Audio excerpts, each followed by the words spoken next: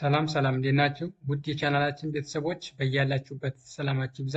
ደግሞ ዛሬ ይዤላችሁ የመጣሁት የአማርኛ ቃላትና ፍቻቸውን ነው። የአማርኛ ቃላትን ጽፌ እንዲሁም ፍቻቸውን ይዤላችሁ መጥቻለሁ ማለት ነው። በመጀመሪያ ግን ይህን ቪዲዮ ላይክ፣ ሼር እና ሳብስክራይብ አድርጋችሁ ጀምሮ የተለያዩ የአማርኛ ቃላትን ጽፌ በዚያ ላይ ደግሞ ፍቻቸውንም ጨምሬ ይዤላችሁ መጥቻለሁ ማለት ነው። ይህን ቪዲዮ እስከ መጨረሻው ብዙ ቁም ነገር ትጨብጡበታላችሁ። አሁን ቀጥታ ወደ ቪዲዮ እንሂድ። ኦኬ፣ ከዚህ ላይ ምን ይላል ማለት ነው? የአማርኛ ቃላትና ፍቻቸው ይላል ማለት ነው። የአማርኛ ቃላትና ፍቻቸው። ኦኬ፣ በዚህ በኩል ቃላቶችን ጽፌላችኋለሁ፣ ዘርዝሬላችኋለሁ። በርከት ያሉ ቃላቶች ወርታች ዘርዝሬያለሁ። እንዲሁም በዚህ በኩል ደግሞ ፍቻቸውን ጽፌያለሁ ማለት ነው። ስለዚህ ይህን ቪዲዮ አብራችሁ ከኔ ጋር እያነበባችሁ ትከታተላላችሁ እስከ መጨረሻው። አሁን አብረን እንጀምር። ኦኬ፣ ከዚህ ላይ ይላል ቃላት ይላል። ቃላት ይላል እዚህ ላይ። በዚህ በኩል ደግሞ ፍቻቸው። የእነዚህ ቃላት እዚህ ላይ የዘረዘርኳቸው ቃላት ፍቻቸውን ደግሞ በዚህ ረድፍ አስቀምጬላችኋለሁ ማለት ነው። ስለዚህ እያንዳንዳቸውን አሁን አብረን እናነባለን። ኦኬ፣ ምንላለ ይሄ ሀ ያ ል ሀያል ሀያል ይላል። ሀያል የሚለው ደግሞ ትርጉም ምንድን ነው? ሀያል ማለት ጠንካራ፣ ብርቱ፣ ኃይለኛ ማለት ነው።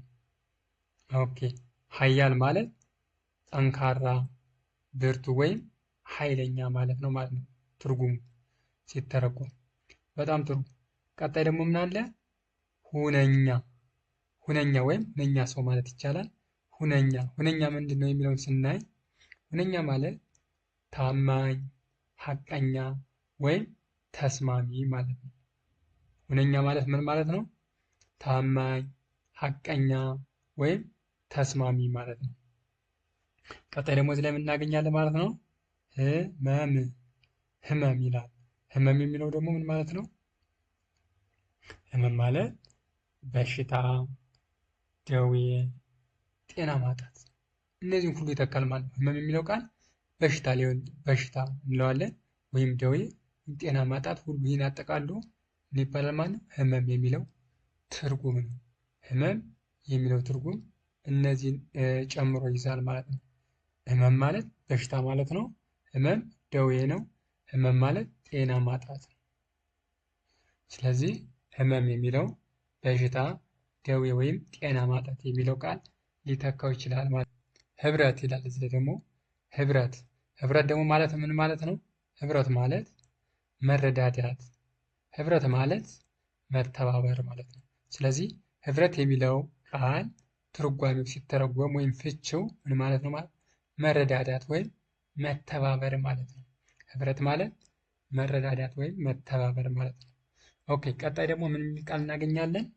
ለማ የሚል ቃል እናገኛለን ማለት ነው። ለማ ማለት ደግሞ ምን ማለት ነው? ለማ ማለት በለጸገ፣ ለማ ማለት ለመለመ ማለት ነው። ስለዚህ ለማ የሚለው ደግሞ እነዚህ ትርጉሞች ይኖሩታል ማለት ነው። ለማ የሚለው እነዚህ ትርጉሞች ይኖሩታል። በለጸገ ወይም ለመለመ እንለዋለን ማለት ነው። ለማ ለሚለው።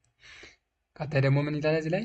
መመኘት መመኘት የሚለው ደግሞ ምን ማለት ነው? መከጀል። መመኘት ማለት ምን ማለት ነው? መሻት። ስለዚህ መመኘት የሚለውን ደግሞ መከጀልና መሻት የሚሉት ቃላት ሊተኩልን ይችላሉ ማለት ነው። ትርጉሙ መመኘት የሚለው ትርጉም መከጀል ወይም መሻት የሚለው ይሆናል። ቀጣይ ደግሞ ከዚህ ምን አለ? መስማማት ይላል እዚህ ላይ። መስማማት ማለት ደግሞ ምን ማለት ነው? መስማማት ማለት መዋደድ። መስማማት ማለት ምን ማለት ነው? መግባባት ማለት ነው። ስለዚህ መስማማት የሚለው እነዚህን ትርጉሞች ይኖሩታል ማለት ነው። ስለዚህ መስማማት መዋደድ ነው። መስማማት መግባባት ነው ማለት ነው። መስማማት መግባባት ነው። ኦኬ፣ ቀጣይ ደግሞ ከዚህ ላይ ምን አለ ማለት ነው? ርህራሄስ ምንድን ነው የሚለውን ስናይ ርህራሄ የሚለው ትርጉሙ ወይም ፍቺው ቸርነት። ርህራሄ የሚለው ደግሞ ምን ይዝልናል ማለት ነው? ርህራሄ ማለት ቸርነት፣ ደግነት ወይም መራራት የሚለውን ትርጉም ይዝና ማለት ነው። ርኅራኄ ማለት ምን ማለት ነው? ቸርነት ማለት ነው። ደግነት ወይም መራራት፣ እነዚህ ፍቺዎች ይኖሩታል ማለት ነው። እነዚህ ፍቺዎች ይኖሩታል። ኦኬ፣ ቀጣይ ደግሞ ምን አለ? ሰበብ። ሰበብ ምንድን ነው? ሰበብ ማለት ደግሞ ምን ማለት ነው? ሰበብ ማለት ምክንያት ወይም መንስኤ ማለት ነው። ሰበብ ማለት ምክንያት ወይም መንስኤ ማለት ነው። ቀረበ ይላል። ቀረበ የሚለው ደግሞ ትርጉሙን ስናይ ቀረበ ማለት ተጠጋ፣ ለመድረስ ትንሽ ቀረው ወይም ለመድረስ ትንሽ የቀረው ነገር ቀረበ እንለዋለን ማለት ነው። ቀረበ ማለት ተጠጋ ወይም ለመድረስ ትንሽ ቀረው ወይም ለመድረስ ትንሽ የቀረው ምን ይባላል? ቀረበ እንለዋለን ወይም ተጠጋ። ተጠጋ፣ ቀረበ ማለት ተጠጋ ወይም ለመድረስ ትንሽ ቀረው ማለት ነው። ኦኬ፣ በጣም ጥሩ። ቀጣይ ደግሞ የምናለው እዚህ ላይ ቀየረ። ቀየረ የሚለውን ስናይ ደግሞ ቀየረ የሚለው ትርጉም ምን አይነት ትርጉም አለው? ቀየረ ማለት ለወጠ፣ ተካ፣ አዛወረ የሚለውን ይዝልናል ማለት ነው። ቀየረ የሚለው ቃል ለወጠ፣ ተካ ወይም አዛወረ የሚለውን ይይዝልናል። ቀጣይ ደግሞ ከዚህ ላይ ምን አለ? ባህል። ባህል ባህል ማለት ምን ማለት ነው? ባህል ማለት ልማድ ወይም ወግ። ልማድ ወይም ወግ ምን እንለዋለን?